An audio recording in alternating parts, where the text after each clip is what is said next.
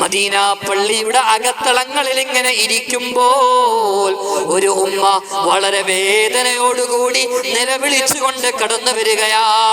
അല്ലാഹുവിന്റെ റസൂൽ അവിടെ ഇരിക്കുകയാണ്. ചോദിക്കുകയാണ്, യാ റസൂലല്ലാഹ്, ഞാൻ നൊന്ത് പ്രസവിച്ച എന്റെ കുഞ്ഞിനെ കാണുന്നില്ല ഹബീബേ. ഞാൻ പ്രസവിച്ച് വലുതാക്കിയ എന്റെ പിഞ്ചു കുഞ്ഞിനെ കാണുന്നില്ല യാ റസൂലല്ലാഹ്. അങ്ങ് കണ്ടോ ഹബീബേ? എന്റെ കുഞ്ഞിനെ കാണാതെ എന്റെ ഹൃദയം വേദനിക്കുകയാണ് യാ റസൂലല്ലാഹ്. എന്റെ മനസ്സ് നൊമ്പരപ്പെടുകയാണ് നബിയേ. എന്റെ ഹൃദയം വേദനിക്കുകയാണ് യാ റസൂലല്ലാഹ്. എന്റെ കുഞ്ഞിനെ ഒന്ന് തിരക്കുമോ യാ ഹബീബല്ലാഹ്?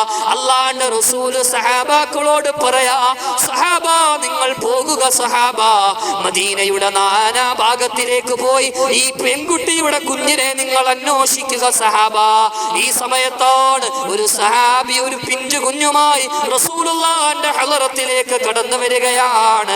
ഇത് കണ്ടയുടനെ ആ ഉമ്മ ഓടി ചെല്ലുകയാണ്. തന്റെ കുഞ്ഞിനെ ചേർത്ത് പിടിക്കുകയാണ്, പേർത്ത് പിടിക്കുകയാണ്, ഉമ്മ കൊടുക്കുകയാണ്, മുത്തം കൊടുക്കുകയാണ്, എല്ലാവിധ സ്നേഹങ്ങൾ കൊടുക്കുകയാണ്.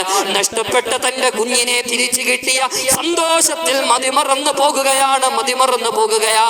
ഉടനെ അല്ലാഹുവിന്റെ റസൂൽ സഹാബത്തുൽ കിറാമിനോട് ചോദിക്കുകയാണ്, സഹാബാ ആ പ്രസവിച്ച ഉമ്മയുണ്ടല്ലോ, 10 മാസം ചുമന്ന ഉമ്മയുണ്ടല്ലോ, തോളോട് ചേർത്ത് വെച്ചുകൊണ്ട് പാല് നുകർന്ന ഉമ്മ തന്റെ കുഞ്ഞിനെ തീയിലേക്ക് വലിച്ചെറിയാൻ ആഗ്രഹിക്കുമോ സഹാബ? അല്ലാഹുവിന്റെ റസൂലിന്റെ സഹാബാക്കൾ മറുപടി നൽകി, ഇല്ല യാ റസൂലല്ലാഹ്, ഒരിക്കലും ആഗ്രഹിക്കുകയില്ല ഹബീബേ, ഒരിക്കലും ഇഷ്ടപ്പെടുകയില്ല യാ റസൂലല്ലാഹ്. അല്ലാഹുവിന്റെ റസൂല് മറുപടി നൽകുകയാ, സഹാബ അതുപോലുള്ള 100 ഉമ്മമാരുടെ സ്നേഹമാണ് പടച്ച തമ്പുരാന്, 100 ഉമ്മമാരുടെ കാരുണ്യമാണ് പടച്ച തമ്പുരാന്. തന്റെ അടിമയുടെ മനസ്സൊന്നു നൊന്താൽ, തന്റെ അടിമയുടെ ഹൃദയമൊന്നു തേങ്ങിയാൽ, തന്റെ അടിമയുടെ മനസ്സൊന്നു തേങ്ങിയാൽ, അല്ലാഹു ഈ ദുനിയാവിൽ നമുക്ക് സങ്കടം തരുന്നത് എന്തിനാണെന്നറിയുമോ ഉമ്മ? പരീക്ഷണങ്ങളിലൂടെ നമ്മളെ പടച്ച തമ്പുരാൻ കൊണ്ടുപോകുന്നത് എന്തിനെന്നറിയുമോ ഉമ്മ? അല്ലാഹുവിന്റെ റസൂൽ പറയാ, ولنبلونكم بشيء من الخوف والجوع ونقص من الأموال والأنفس والثمرات. ഒരുപാട് ബുദ്ധിമുട്ടുകൾ നിങ്ങളുടെ ജീവിതത്തിലേക്ക് കടന്നു വന്നേക്കാം. ഭയം കൊണ്ട് നിങ്ങളെ അല്ലാഹു പരീക്ഷിച്ചേക്കാം. പണം കൊണ്ട് അല്ലെങ്കിൽ ദാരിദ്ര്യം കൊണ്ട് പടച്ച തമ്പുരാൻ പരീക്ഷിച്ചേക്കാം. രോഗങ്ങൾ കൊണ്ട് അല്ലാഹു പരീക്ഷിച്ചേക്കാം. എത്ര ആളുകളാണ് ക്യാൻസർ പോലുള്ള രോഗങ്ങൾ കൊണ്ട് ബുദ്ധിമുട്ടുന്നത്, സ്ട്രോക്ക് കൊണ്ട് ബുദ്ധിമുട്ടുന്നത്, ശരീരത്തിന്റെ നാനാഭാഗത്ത് കീറിമുറിക്കപ്പെട്ട രീതിയിൽ വീടിന്റെ അകത്തളങ്ങളിൽ വേദനിക്കുന്ന എത്രയോ ഉമ്മമാരുണ്ട്. അവരിലേക്ക് നോക്കി നുബുവത്തിന്റെ പ്രകാശത്തിന്റെ ഉടമയെ സാദിഖുൽ മസ്തൂഖായ മദീനയുടെ രാജകുമാരനായ മുത്തളി മുഹമ്മദുർ റസൂലുള്ളാഹ്.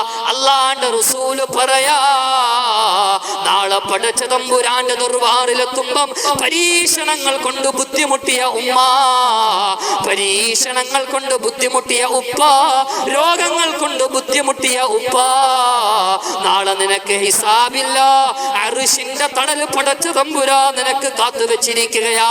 ഈ ദുനിയാവിൽ സുഖലോപിതയിൽ ജീവിച്ച, പണത്തിൽ കിടന്ന് ആസ്വദിച്ച, ഒരു ബുദ്ധിമുട്ടും ലഭിക്കാതെ സുഖമായി ജീവിച്ച, നല്ല ഭവനത്തിൽ, നല്ല വാഹനത്തിൽ, നല്ല രീതിയിൽ ജീവിച്ച ഓരോ സഹോദരങ്ങളും നാളെ പടച്ച തമ്പുരാന്റെ കോടതിക്ക് മുന്നിൽ ഹിസാബിന്റെ വേളയിൽ ഇങ്ങനെ നിരനിരാ നിൽക്കുമ്പോൾ നമ്മുടെ ഫ്രണ്ടിലൂടെ രോഗങ്ങൾ കൊണ്ട് വലഞ്ഞ ഉമ്മ ഹിസാബില്ലാതെ അർശിന്റെ തണലിലൂടെ സ്വർഗത്തിലേക്ക് കടക്കുമെന്ന് തമാശയ്ക്ക് പോലും കളവ് പറഞ്ഞിട്ടില്ലാത്ത നബി മുഹമ്മദ് മുസ്തഫ